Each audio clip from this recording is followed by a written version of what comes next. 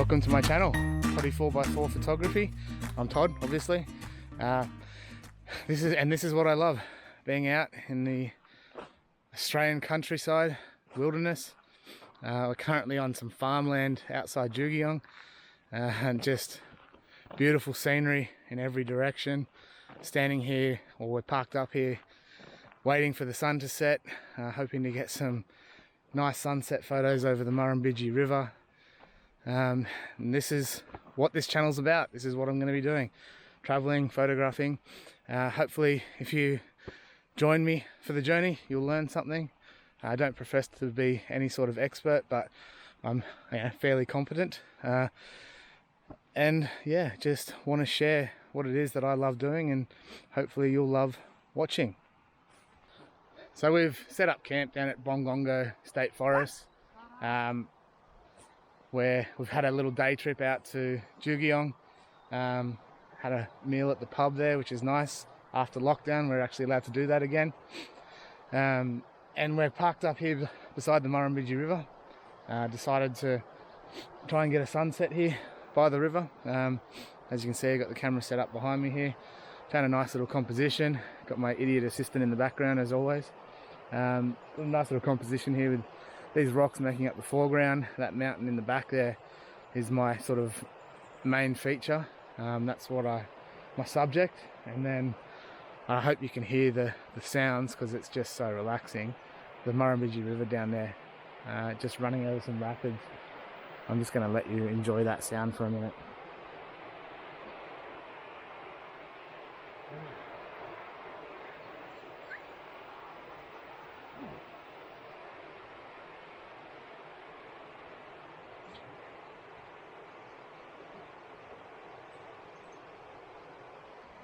This is the sort of composition where we've got a fairly dark sort of foreground, and the sky hopefully is going to get nice and bright as that sun sets. So sometimes I would consider using a graduated filter. Graduated obviously because we haven't got a flat horizon, this isn't an ocean scene. So I tend to use the soft graduated filter rather than a hard edge grad. Otherwise you end up with, over darkening or over lightening sections you don't want. In this case though, I think I may go filterless and just rely on the good dynamic range of my camera. I shoot with a Sony A7R II. I've had it for maybe 3-ish years now. Love it, to be honest. It's been really good for me. Yeah, so I'm hoping that high dynamic range in that camera will sort out the difference between the light and the dark, but we will find out. We're around 15 minutes from sunset, so I'll just take that time to quickly just walk you through the settings. I've got my ISO down as low as it will go. ISO 64 is an artificial, 100 is technically the lowest, but ISO 64, because there is going to be some shadowing here. I'm going to try and bring some of that out, and I don't want any grain to appear when I do that. I've got my aperture set to f11 to give a nice good depth of field, because this is landscape photography. We want everything to be in focus. I don't know if I'll focus stack yet, but we'll see. And I've got my shutter speed currently at 1/5 of a second. Would I expect that? I've got my shutter speed currently at 1/5 of a second. I expect that to change as obviously the light drops. And then I've got filters to consider, and also focus stacking, as I said. So we'll not long now, but it's looking nice. We'll see.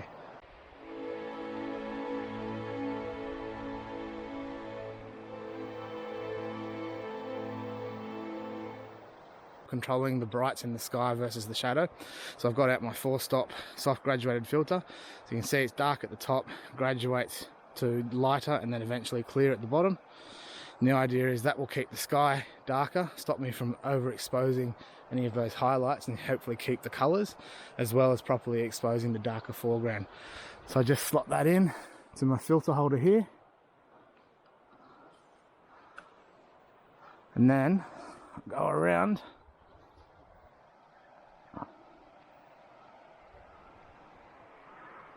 and You can slide it up or down. I don't know how well you can see that screen, but if you slide it up, see it get a little bit brighter. Slide it down, it gets darker.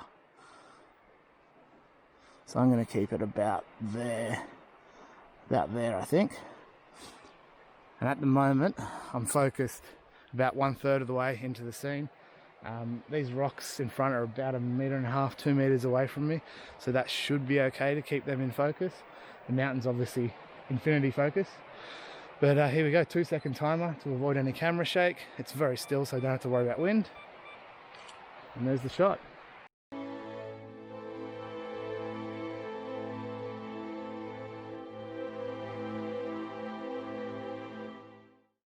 I tend to always shoot as well.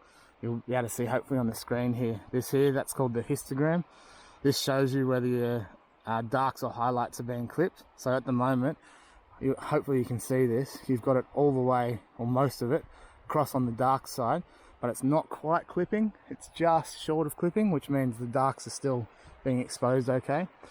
I tend to expose more towards the darks than the lights. Because I find it's easier to bring back darks than it is to fix overblown highlights. So I've just been focusing 1/3 of the way in. What I'm going to do now is focus stack. So the first thing I do there is I take an exposure with my hand in front of the lens to tell me that that's the start of my stack. I always try and do it in the same order. So what I'm going to do is focus in on these rocks. That's my foreground focus. Take an exposure. Then I'll focus somewhere in the midground, probably that tree down there, say.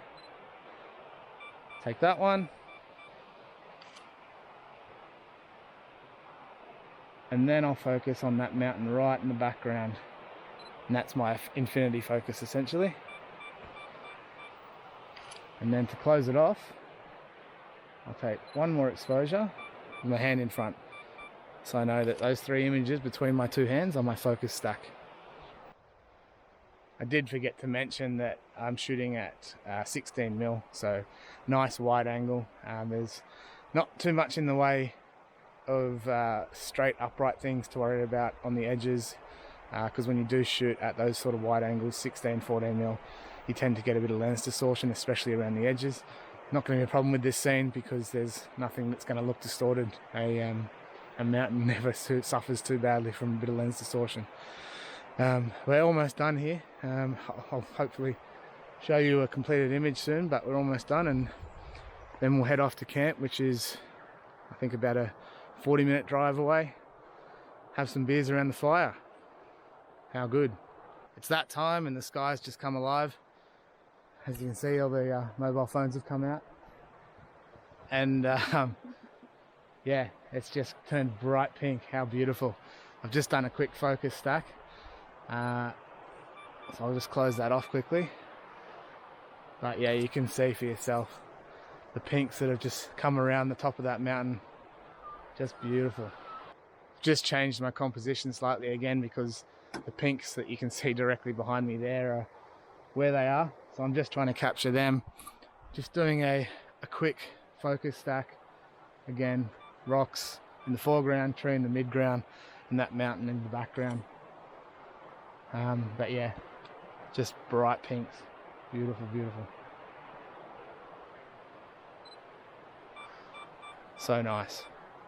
So nice to just be out again after being locked at home for 2 months as well. And just that final infinity focus on the mountain point there. And that's it. I think that'll do us. Thanks for watching. See ya.